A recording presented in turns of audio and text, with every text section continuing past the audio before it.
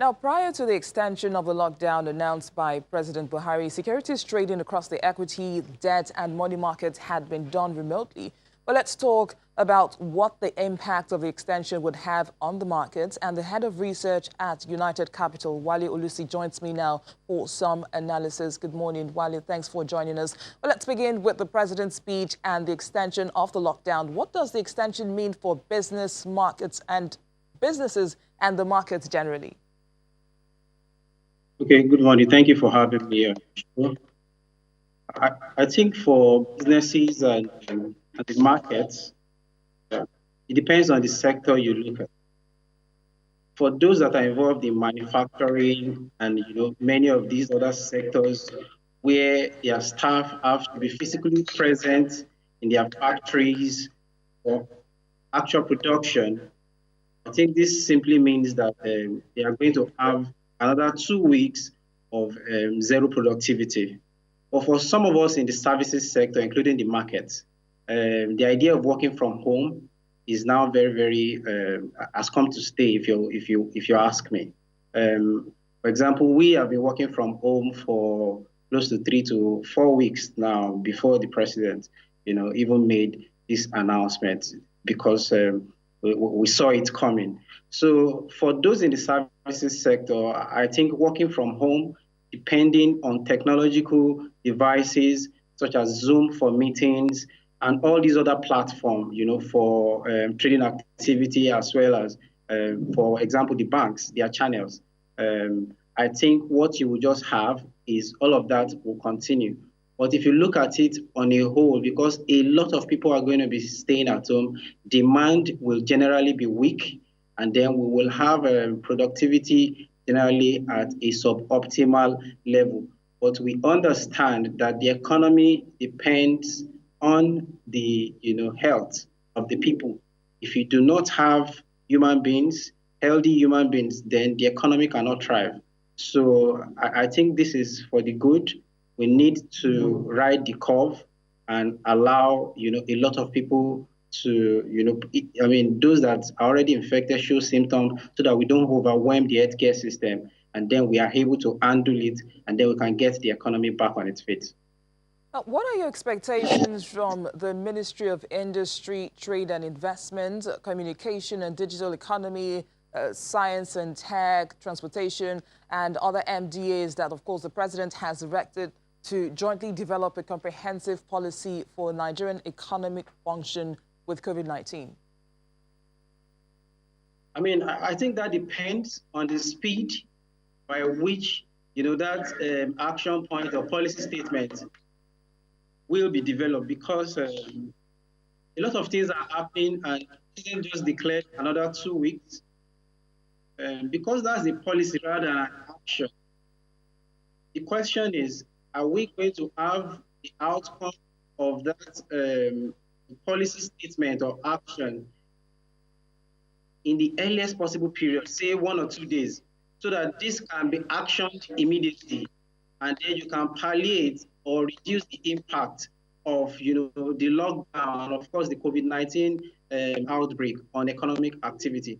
But I think we are more excited about the agricultural bit of the statement, where the president mandated the Ministry of Agri to also work with the Presidential Task Force to ensure that the impact of the pandemic is minimal on agri, so that people can continue to feed. And by the time we are done with this, people can be back at work, and we can reduce the hunger. Now, let's actually look at the market side of the lockdown extension. Now, how do you expect traders, dealers and treasurers to trade the directive, of course, bearing in mind that they're just resuming from the Easter break, even with the lockdown? Well, I think for the market, we think there's a little bit of positive headline that happened over the weekend.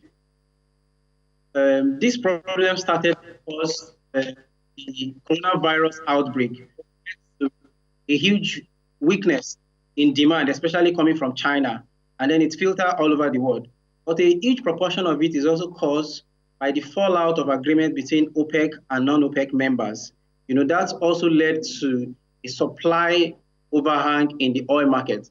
So prior to last week, What we were battling with is a situation where the coronavirus pandemic led to demand shortfall, and then the fallout of agreement between OPEC member, resulted in a complete collapse of or an overhang of supply. But what has happened over the weekend, whereby we saw a deal between OPEC and non-OPEC member, as well as US, Mexico, and a few other countries, that has resulted in about 13.2 million barrels reduction in supply starting from May. I think this is a very positive information that will address at least a part of the problem. Whether this is enough or not is probably not the issue now, but the fact that at least it takes care of some level of, one of the aspects of the problem in the market. We think, that will create some level of stability in the oil market.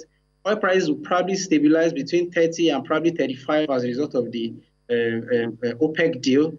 And then we'll now have to battle with demand shortfall, which can last up until the medium term. But I think the story coming from the oil market and the OPEC deal is positive for the market. As of last week, we've already seen the equities market rallying ahead of the excitement of an agreement for the deal.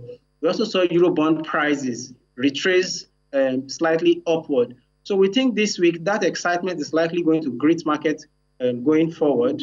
But whether that will be sustained now depends on how fast countries around the world can, quickly come out of this lockdown. And from the projections we are seeing, that might take a minimum of 2 to 3 months from where we are. What about FPIs now? How would this lockdown, or how would they react to the lockdown extension? I mean, for many of the FPIs, what we've seen is that most of them have already exited the markets. They were heavily exposed to central banks' open market operation, OMO bills, before now. When the pandemic hit hard, an OPEC agreement fell apart about 2 to 3 weeks ago. What we saw was a huge sell-off to the banks of their OMO position, and of course their equity position as well. We think with the lockdown, what they would do is to continue to watch, allow a lot of stability to come back before they start looking at us. Now, most of them are currently running to safety, investing heavily in US Treasury bond, probably gold, and probably Japanese yen, basically looking at safe assets. For them to look at countries like Nigeria and many emerging and developing or frontier countries, we think we would have to see stability in the system that is much more than what we currently have. We saw a bullish run last week across the markets. How sustainable is that sentiment this week? Well, we don't think it's very, very sustainable, but I think it will result in some level of recovery in the market. Compared to where the index level fell to last week, something close to 20,000 and 100 points. We've seen a recovery back to 21,000 points. We think some buying interests will come in this week. Then what you will have thereafter is a situation whereby people realize that these asset prices may not fall below the levels they fell about 2 to 3 weeks ago. And then people will begin to hold on, hoping that this pandemic will be resolved within the medium to short time period, so that they can take advantage of valuation in the market when asset prices eventually rebound. So we think it will stoke investment sentiment this week, but going forward, you might not see the momentum sustained until we now see more positive news in the market, especially around maybe if the US reopen its economy, just like President Trump was saying, maybe in May, or we start seeing strong recovery or reduction in the number of cases of those that are infected by the coronavirus. Yeah, maybe once that comes up, we'll now see improvement in demand across the market. The government has indicated plans to intensify domestic borrowing. How are dealers bracing up for that? Government has sensitized Sorry, I didn't get that. Can you come again, please? How are dealers actually bracing up to the fact that the government has indicated plans to intensify domestic borrowing? Oh, I mean, for the domestic debt market and the fact that governments want to intensify, I think dealers are probably going to be indifferent. We've been buying, and the big issue is that for treasury bills, the interest rate has been considerably low. We've had pension fund and a lot of institutional investor, continue to pile up buying that. An increase in demand for government will definitely lead to, probably some level of increase in rates in that segment, maybe about 1 to 2%, which will improve returns generally. But, give or take, dealers will continue to buy. They don't have a lot of options. Most of them don't want to be overly exposed to equities or assets that are considerably risky. So I think they will take advantage of it. But the biggest challenge for them is that those rates may not really justify the risk in the horizon. If you look at inflation rate at about 12% going towards 13%, and then if government is going to intensify borrowing, they are probably going to do it at a little premium from what rate is currently. So which will still be, at a net negative real return for many of these dealers. So you ask me if they will be excited, maybe not. But will they buy it? They really don't have any choice. They will buy it. Now, there is an OMO primary market auction this week, and there's also the Dangote Cement 100 billion naira bond issue in the works. Your commercial paper is also open, as well as that of Nigerian breweries. How sufficient are these raft of offers for the current system liquidity? Well, I mean, I think system liquidity is huge. Don't forget that before this health crisis, coronavirus pandemic, late last year, the central bank crashed interest rates. They dichotomized the OMO market and started selling OMO to only banks and FPIs, or foreign portfolio investors. So we've had a lot of liquidity in the system. And we continue to see a lot of OMO maturities, that continue to push liquidity in the system considerably high. So, I mean, I think liquidity in the system is going to remain high.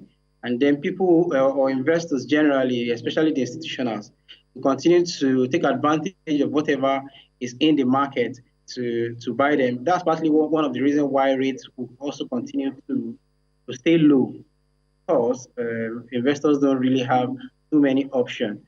Again, many of them will continue to take advantage of the corporate papers that are being issued. Like you mentioned, the Nigerian breweries CP. We did a CP recently as well. Dangote corporate bond is also out.